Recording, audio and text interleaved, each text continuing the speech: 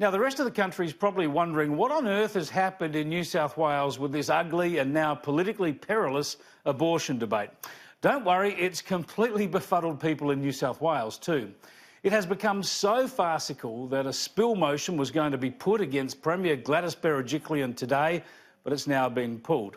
The bottom line here is that unlike other states, abortion is still on the criminal code in New South Wales, and there's a push to change things, not in any real practical way, but to formally decriminalise abortion.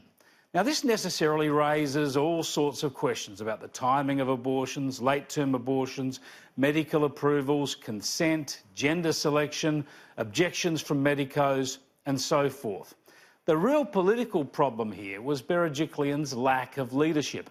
She said nothing about this before the election and obviously was hoping this would just slip through Parliament, a private member's bill from a Green independent, helped out by the government, and a conscience vote.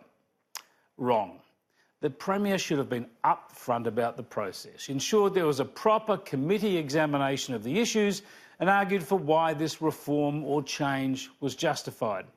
It's blown up in her face badly, exacerbated, of course, by the ugly factionalism of the New South Wales Liberals. You're going to hear most journalists try to blame the so-called hardline Conservatives, but their opposition to abortion is long-standing, well understood and conscientiously held. The blame lies primarily with sneaky and cowardly efforts by the so-called moderate Liberals to deal with this reform without a proper public and parliamentary consideration.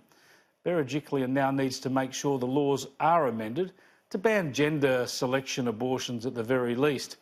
But this shambles has exposed her weaknesses and the damage is bound to hurt her in the long term.